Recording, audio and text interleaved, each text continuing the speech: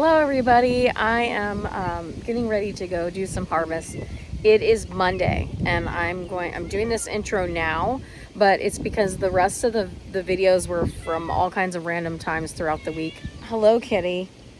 Hello. Sorry, cat. I know. Hi. Yeah, I know. Anyone inside? Probably not, my little outside girl. You just happy that I'm outside with you? You're a funny girl. Yeah, I know, you're a funny girl. Okay, sorry about that. I had to let the cat in. She did actually want in, which is funny. She's our outside girl. She likes to be outside more than anything else. Anyway, I am outside right in this minute because I'm about to go do some harvesting. But I wanted to kind of just give you a little intro that says, here is what we were up to all week last week. It wasn't a great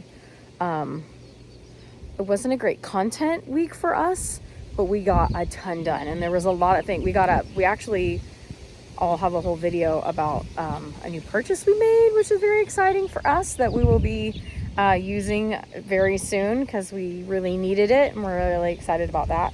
I mean, I guess it's not really exciting. I mean, it's really exciting to me, but I don't know how exciting it'll be to anybody else.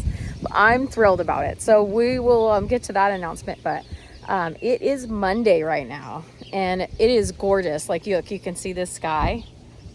It was raining early this morning when we woke up. I mean, the radar said it was raining. We could tell it rained at least a little bit because there was like sprinkles on the cars. You know, that's how you can always tell. And apparently it rained a little yesterday as well. So that's kind of funny. But yeah, so I'm going to just set this to music and play all the fun little things that have been happening around here. You know, I'm doing videos and just not necessarily compiling them all that fast or well, because really it's a whole nother job. And the butterflies out here right now, I don't know if you can see this tree behind me, but it's covered with butterflies. I'll go see if I can get a close-up on.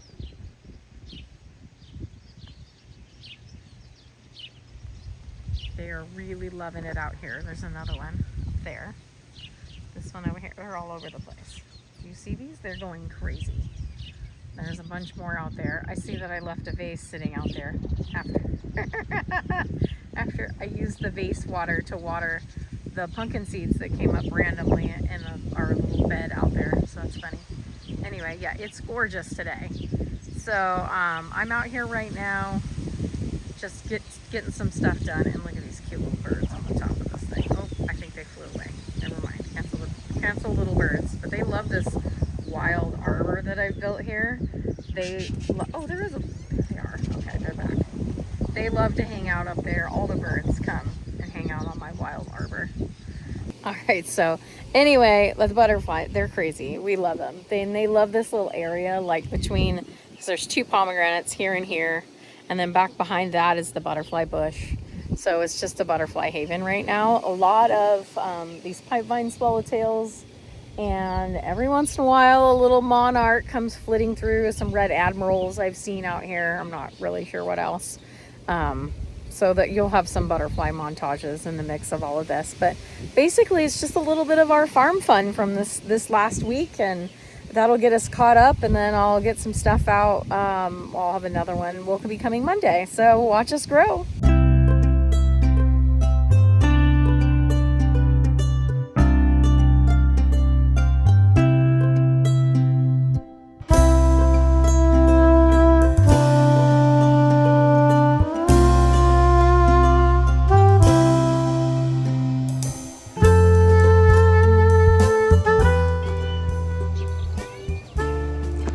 Update on the fact that we have sunflower. First one. That is super exciting. Oh, that's a big bee. So yeah, this is a big one. I know, honey. Kitty. Kitty.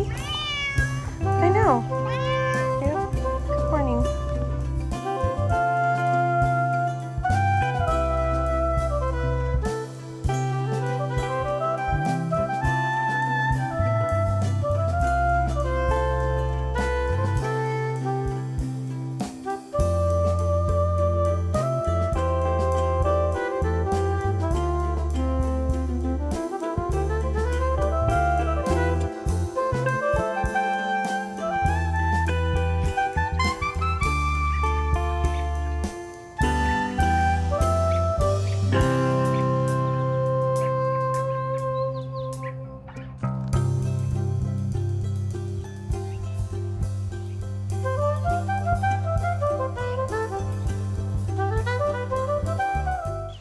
Okay, I did just want to real quickly show how this this amaranth has grown in no time flat. Our solarization is going really good in all areas, but right there on the edge, which is fine. We decided we'll go ahead and just replace that.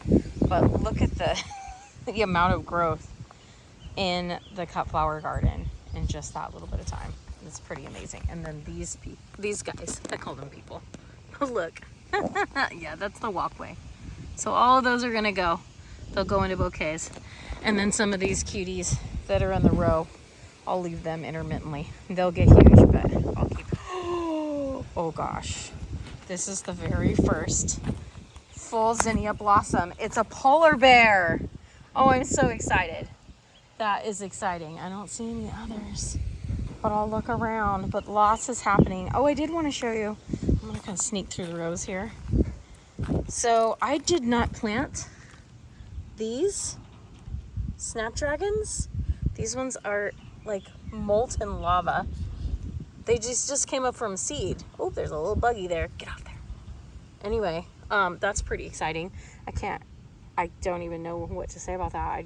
I guess I'm a little ignorant as to how snapdragons do their thing. So that's interesting. But look at these. I love these yarrows. Oh, goodness gracious. They are so pink and pretty. Look at this. That's just one bloom head. It's gorgeous. And then these ones in the hot pink. These are pretty. So this is what we transplanted down to the flower farm. So that's super exciting to know that that's what's going to be growing there. So, all right, I'm going to get busy and get to harvesting. I just wanted to show you real quick. Oh, wait, one last thing. Because these are blooming and they're really cute. I just saw them. Gomphrenias are starting to bloom. A little red ones in here. Oh, look at those. Aren't they pretty? Look, oh, gorgeous. I think this whole row is those Chantilly, probably? Not sure. I guess we'll find out. All right. I think that's all the new stuff. It's hard. I look around and I'm like, oh, there's more over there and there's more over there. No, I think that's it. I mean, the cosmos are blooming over there, which is fun. And there's some more over there. But I think that is all the brand new stuff. So that's exciting. So on that note, enjoy the rest. Okay. So I couldn't not mention this because I was out here harvesting and looking at all of these pretties. And I just wanted to say, one of the questions that I get most as a gardener and as a person that sells flowers, and as a master gardener now, during our training, a lot of people are like, well, how are you doing what you're doing? Because basically this soil is trash. It's up on it's down on the low side.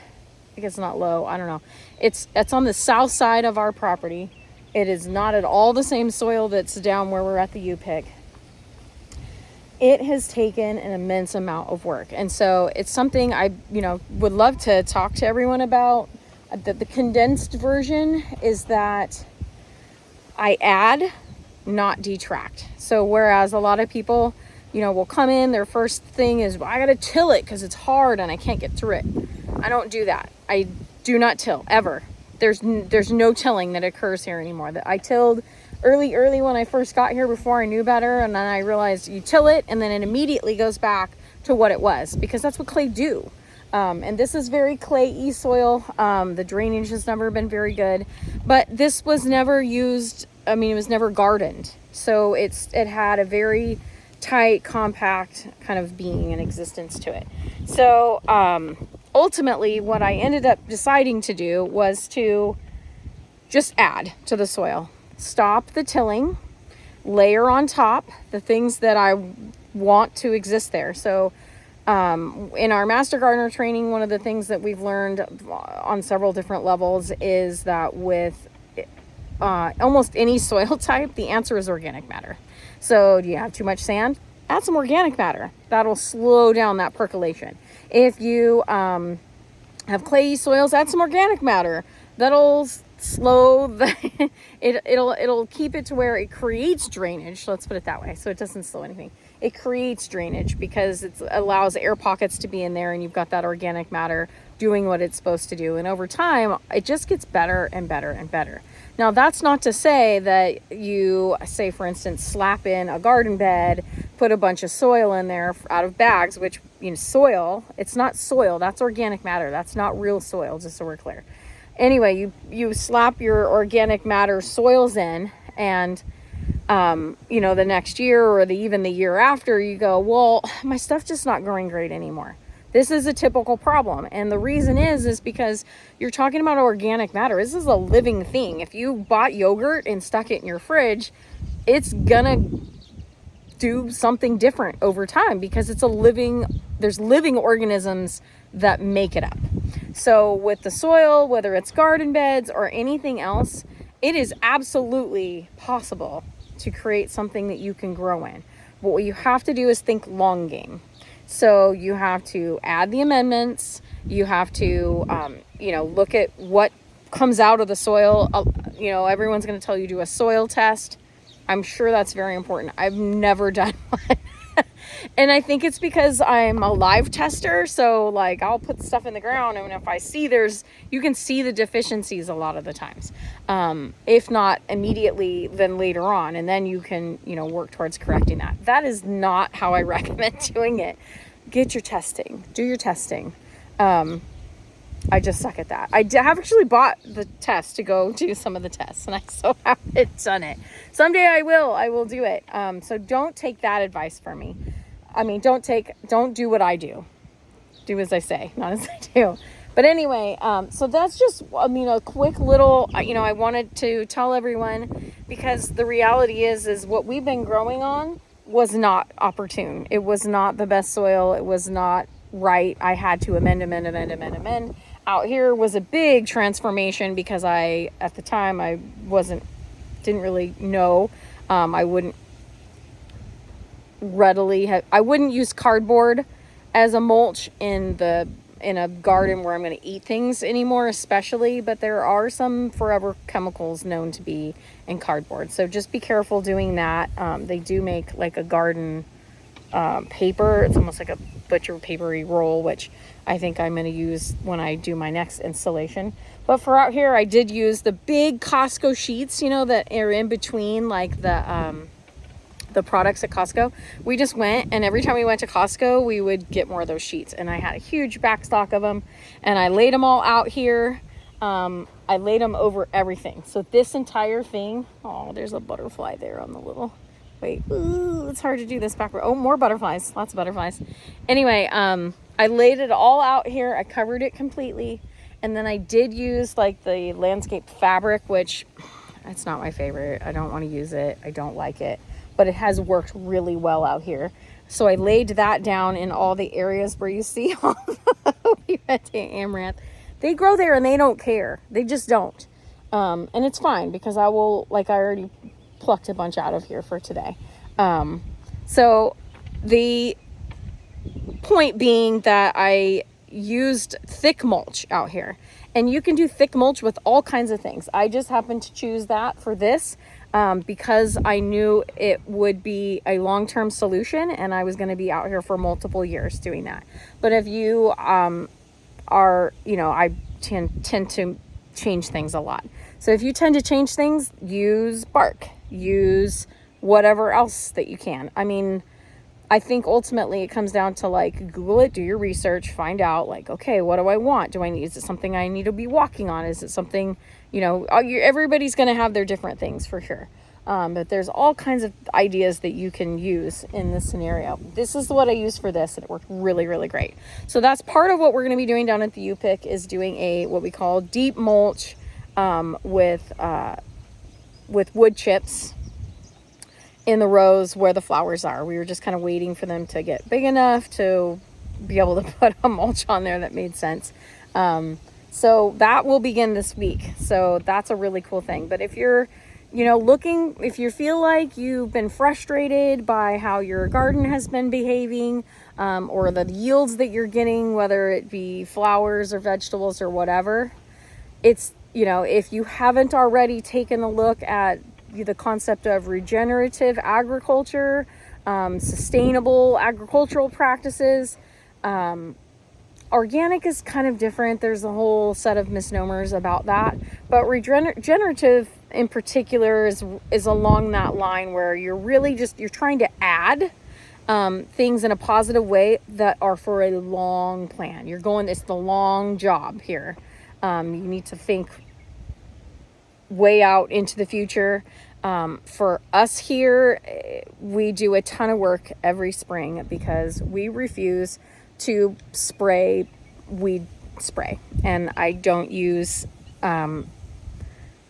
general insecticides out here. That means we have to mow it and or then weed eat it or weed whack it once it's if we don't keep it down, we have to continue to do that. And I realize there's a whole balance there too, to like, well, you're using fuel for your weed eaters to do it.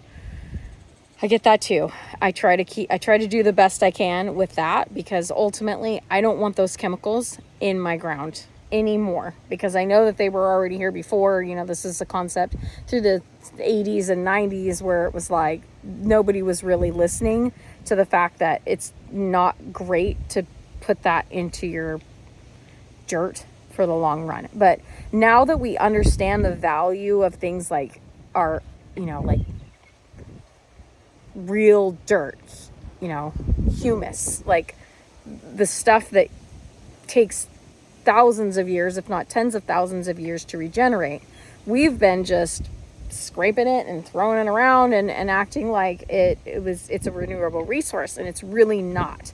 And that's, part of the reason why when you get bagged soil for your raised beds or whatever you bring in, that's not soil, that's organic matter. And it's not a bad thing. It's just, there is a very important difference, because the amount of